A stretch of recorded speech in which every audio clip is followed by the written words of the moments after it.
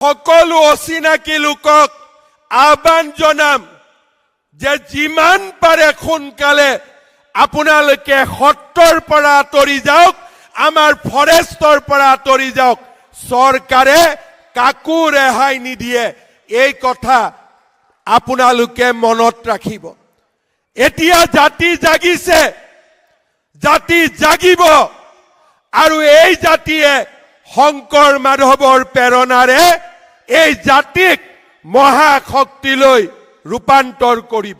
মই অসমবাসী ৰাইজক অনুৰোধ জনাম, অচিনাকি লোকক মাটি বিক্ৰী নকৰিব, অচিনাকি লোকক চাকৰি নিদিব, আৰু অচিনাকি লোকসকলক জাতিৰ বৰঘৰত সোমাবলৈ অনুমতি নিদিব।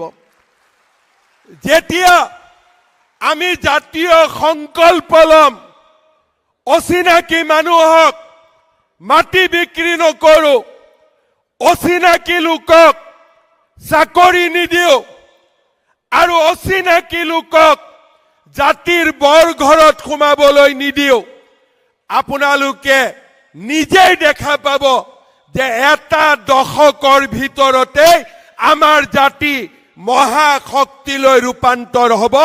আমাক কোনেও ধৰি ৰাখিব নোৱাৰে।